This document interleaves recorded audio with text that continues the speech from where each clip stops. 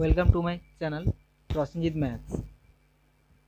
আমরা পশ্চিমবঙ্গ মধ্যশিক্ষা পর্ষদের ক্লাস 7-এ যে সমস্ত ক্লাসগুলো করছিলাম সেখানে আজকে 21 নম্বর অধ্যায়ে চতুর্ভুজ অঙ্কন এই চ্যাপ্টারটা আলোচনা করব। এই চ্যাপ্টারটাতে চতুর্ভুজ কিভাবে আঁকা যাবে বা চতুর্ভুজের কয়টি ভাগ কি বা বর্গক্ষেত্র, আয়তক্ষেত্র, রম্বস, সামান্তরিক এগুলো কীভাবে আঁকবো এই সমস্ত কিছু আলোচনা করব। আমরা আগে চতুর্ভুজটা কি জেনে নিই। চতুর্ভুজ বলতে কি, চারটে ভুজ অর্থাৎ চারটে বাহুযুক্ত এরকম সমস্তলিক ক্ষেত্রই হচ্ছে কি না চতুর্ভুজ। যেরকম চতুর্ভুজ দেখো, এইখানে কি একটা আয়তক্ষেত্র এঁকেছি, এটা একটা চতুর্ভুজ অর্থাৎ চারটা বাহু, এই বর্গক্ষেত্র প্রত্যেকটা। রম্বসে দেখো চতুর্ভুজ বা সামান্তরিক চতুর্ভুজ, ট্রাপিজিয়াম বা এগুলো কি তার ভাগ বা কাইট চতুর্ভুজের মধ্যে পড়ছে। এইটা একটা কি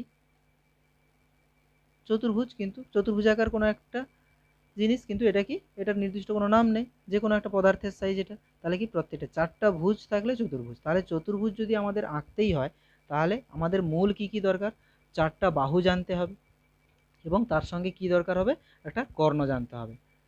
এগুলো কি তার শর্ত। চতুর্ভুজ আঁকতে গেলে তোমাকে চারটা বাহু বা তার সঙ্গে কর্ণ, তারপরে কি না তিনটা বাহু আর কি দুটি অন্তর্ভুক্ত কোণ। তিনটা বাহু যদি তোমার জানা থাকে, তিনটা বাহু দুটো অন্তর্ভুক্ত যে ভেতরের যে কোণ দুটো এরকম জানা থাকলে তার ক্ষেত্রেও কি চতুর্ভুজ আঁকতে পারবে। সন্নিহিত বাহু আর তিনটা কোণের মাপ জানা থাকলে অবশ্যই আঁকতে পারবে। আর বিশেষ কোনো যদি ধর্ম থাকে, যেরকম বর্গক্ষেত্রের কর্ণ টর্ণ যদি জানা থাকে, তাহলে অবশ্যই কি বর্গক্ষেত্রের কর্ণ জানা থাকলে বাকি সবগুলো আঁকা যাবে। চতুর্ভুজের বাহুর দৈর্ঘ্য আর যদি কোণের মাপগুলো দেওয়া থাকে, কর্ণের বা কোণের মাপ যদি দেওয়া থাকে বাহুর সঙ্গে, তাহলে আঁকা যাবে। শুধুমাত্র যদি বাহু দিয়ে দেয়, যেরকম দেখো 1 নম্বর কোশ্চেনে কি দিয়েছে, যে একটা চতুর্ভুজের চারটা বাহুর দৈর্ঘ্য জানা থাকলে ওই চতুর্ভুজটি আঁকতে পারবো কিনা দেখি, না আঁকা যাবে না। ওই চারটা বাহুর সঙ্গে হয় কর্ণ না হলে কোণের মান দিতে হবে, যেহেতু নেই তাহলে কি একের দাগেরটা আঁকা সম্ভব নয়, অর্থাৎ না চতুর্ভুজটি আঁকা সম্ভব নয়। 2 নম্বরে দেখো, একটি নির্দিষ্ট সামান্তরিক আঁকতে কমপক্ষে কি কি তথ্য লাগবে। একটি সামান্তরিক আঁকতে গেলে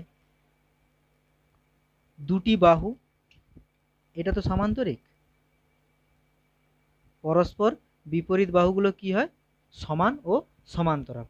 তাহলে যদি সামান্তরিক আঁকতে হয় তাহলে আমাকে কি করতে হবে, এই যে দুটো বাহুর পরিমাপ জানতে হবে। তাহলে দুটি বাহুর পরিমাপ, প্রথম কি দুটি ভিন্ন ভিন্ন বাহুর পরিমাপ, অর্থাৎ এইটা আর এইটা।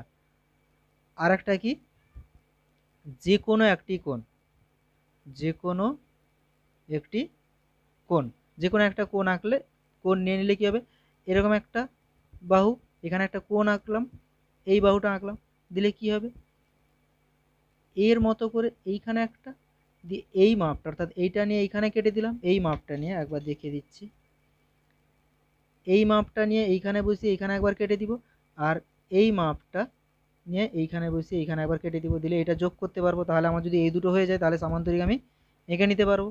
তারপর বলেছে দেখো, আচ্ছা একের এ ছিল আর এটা বি, সিতে কি আছে, সিতে যে একটা নির্দিষ্ট বর্গক্ষেত্র আঁকতে কমপক্ষে কি কি তথ্য দরকার।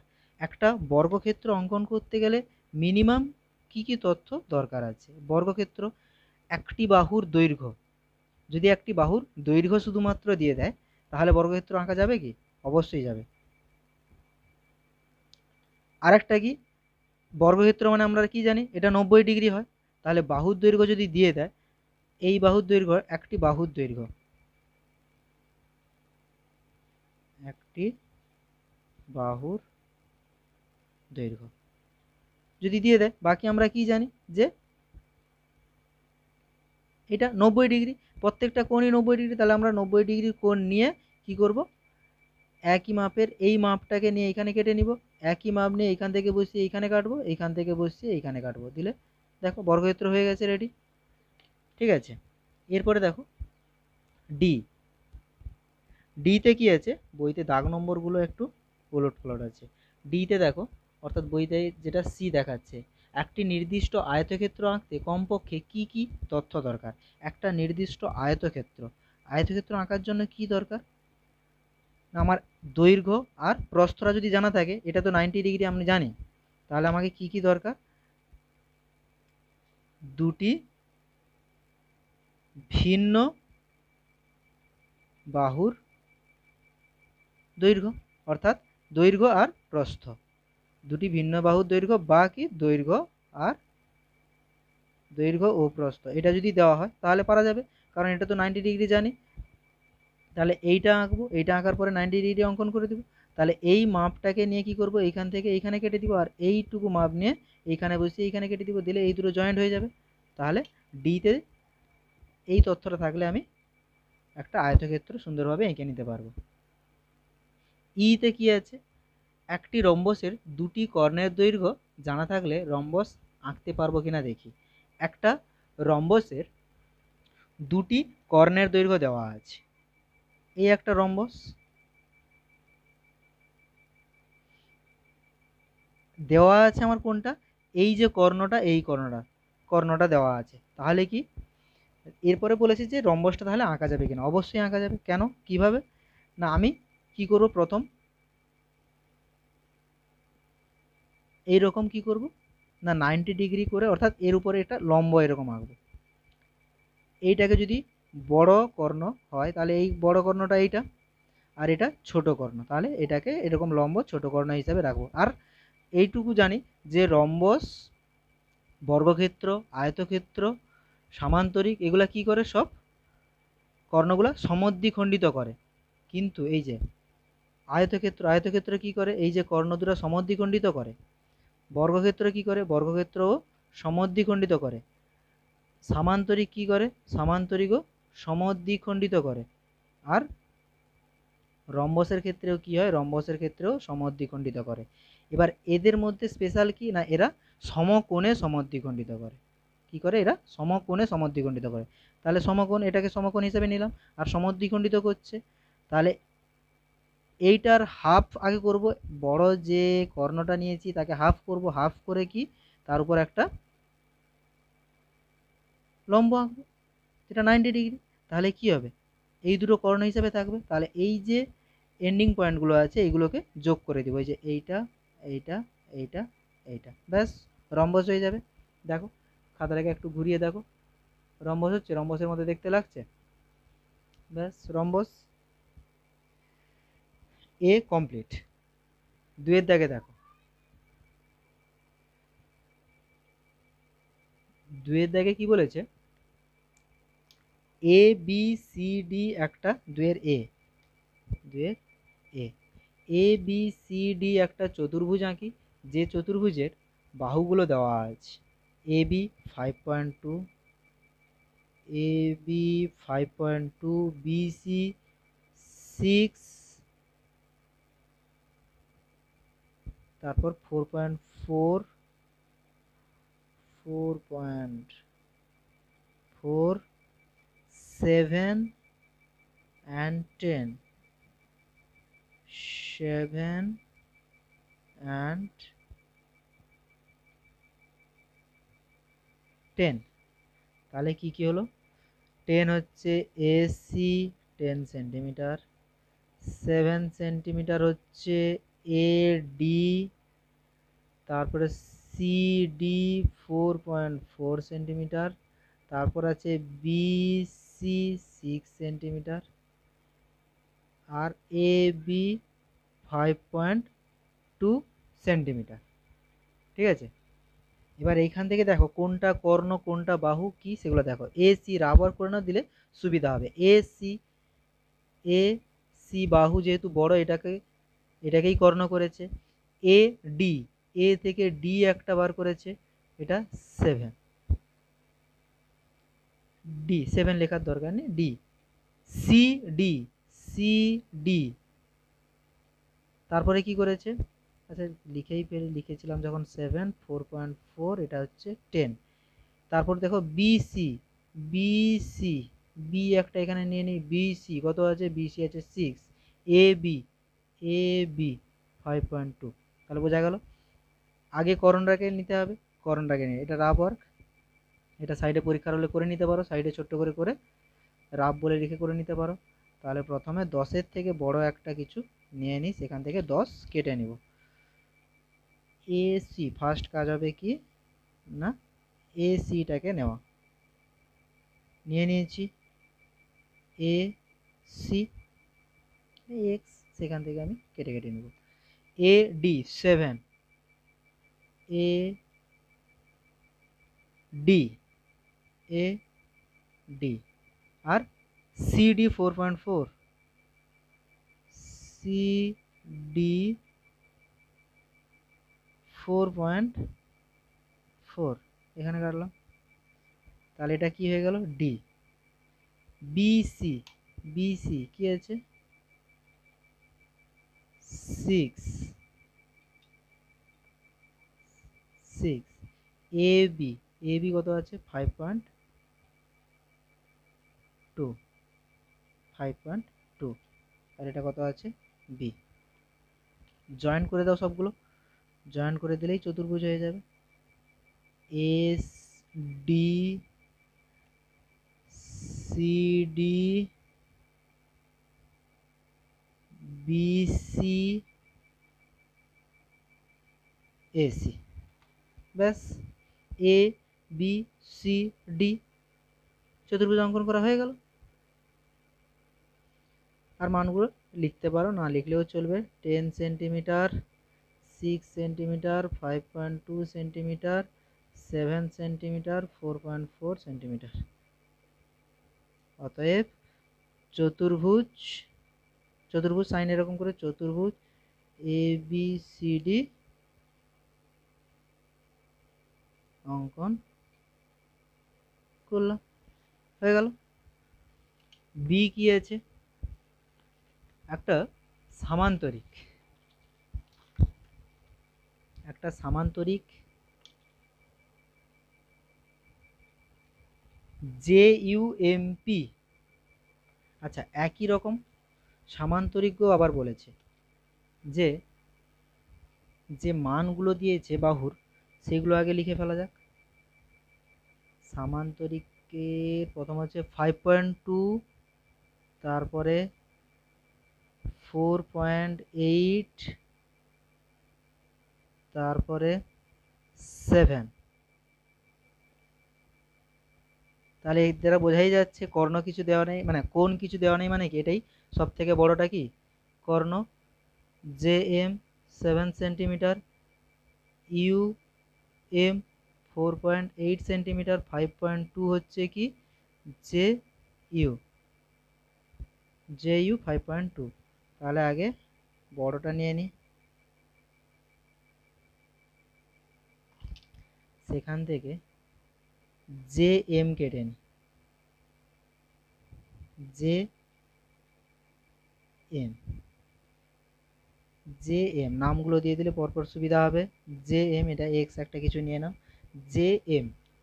ওকে, এবার কি বলেছে যে জে ইউ, জে ইউ কিছু একটা নিই যেটা 5.2, U M, J U, U M, তাহলে এদিকের মানটা কি, এদিকের মান হচ্ছে 4.8, 4.8। এবার বিপরীত বাহুগুলি সমান ও সমান্তরাল হয়, বিপরীত বাহুগুলি সমান ও সমান্তরাল হয় সামান্তরিকের ক্ষেত্রে। তাহলে এর বিপরীত বাহু কি এদিকে হবে, তাহলে এই সমান মাপটা নিয়ে এদিকে বসাবো, আর এদিকের যে মাপটা আছে এই সমান মাপ, এই সমান মাপটা নিয়ে, এই সমান মাপটা নিয়ে কোথায় না এর ঠিক অপোজিট এদিকে বসাবো, দিলে দেখো সমান্তরিক হয়ে গেছে।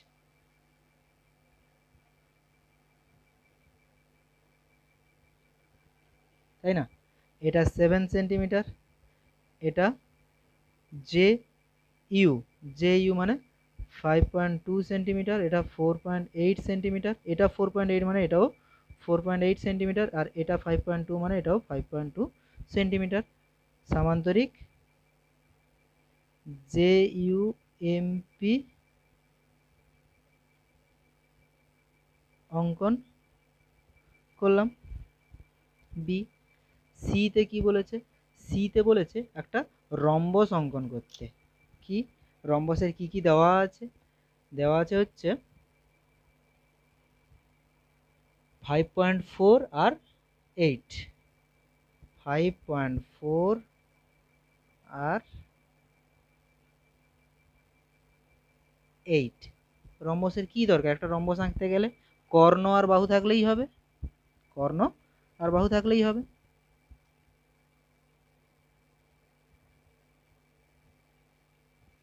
কি আছে দেখা যাক। সিতে 5.4 যেটা ছিল সেটা কার না পি কিউ, আর 8 যেটা ছিল 8 সেন্টিমিটার সেটা হচ্ছে আর পি আর। তাহলে পি পি থেকে আর পর্যন্ত কেটে নিলাম 8 সেন্টিমিটার এটা। এবার কি চারটে বাহু সমান হবে? চারটে বাহু সমান বলতে যে মানটা দেওয়া আছে 5.4, এদিকে 5.4, এদিকে 5.4, এদিকে 5.4, আর এদিকেও 5.4। চারটে বাহু সমান হয়ে গেল। চারটে বাহু সমান, কিন্তু কোনো বাহুটাই মানে কোনো বাহুদ্বয় 90 ডিগ্রিতে নেই বা লম্বভাবে নেই।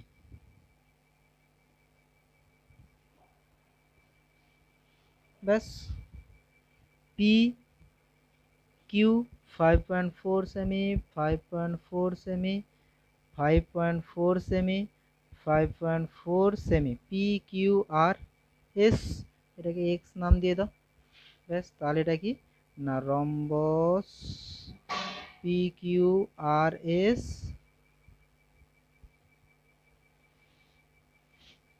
অঙ্কন করলাম। সি হয়ে গেল। ডি কি আছে দেখো। ডি আছে, ডিতে কি বলা আছে যে একটি চতুর্ভুজ পি কিউ আর এস অঙ্কন করি যার কয়েকটা মান দেওয়া আছে। কি না ফার্স্ট যে মানটা দেওয়া আছে সেটা হচ্ছে P Q 7, P Q 7 centimetre. তারপরে কি আছে না তারপরের মান দেওয়া আছে Q R 6.5, Q R 6.5 centimetre, R S 5.2, R S 5.2 centimetre, S P 4.4, S P 4.4 centimetre, P Q R 60 centimetre. P Q R বলতে একটা বৃত্তচাপ অঙ্কন করে এইটা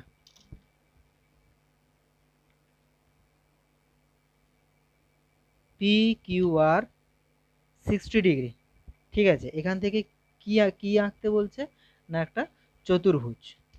সেক্ষেত্রে আমরা তাহলে প্রথমে কি করব, এই কোণটা আগে নিয়ে নিব। কোণটা 60 ডিগ্রি, ওই মাপটাই ছিল, ওই মাপটাতে একটা কোণ নিয়ে নিব। কোণটা নিলে প্রথমে কি হবে, কোণের যে নামটা আছে সেই নামটা আগে বসিয়ে দিব কিউ। কিউ থেকে কি কি আছে, কিউ থেকে আর আছে, কিউ আর এই মানটা কত হবে 6.5, কিউ আর কিউ আর 6.5। শুধু নামগুলো দিয়ে রাখছি। এরপরে কি বলেছে, কিউর সঙ্গে আর কি পি থাকবে, পি কিউ, এই যে পি কিউ, পি, তাহলে এটা পি দিচ্ছি, পি কিউ আর কি হবে, এটা 7 সেন্টিমিটার, এটা কিউআর, কিউআর 6.5 সেন্টিমিটার, এটা 60 ডিগ্রি।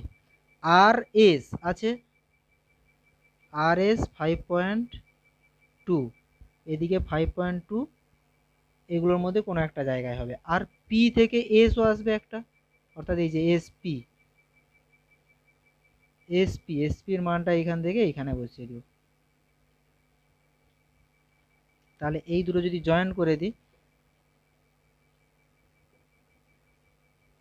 আর এইটাও এটা যদি জয়েন করে দিই, তাহলে এটা কত হবে, 4.4 সেন্টিমিটার, আর এটা কত হবে, আর এস 5.2 সেন্টিমিটার। ব্যাস, অতএব ডিতে আছে চতুর্ভুজ, চতুর্ভুজের সাইন এরকম না, এরকম, চতুর্ভুজ পি কিউ আর এস অঙ্কন করলাম।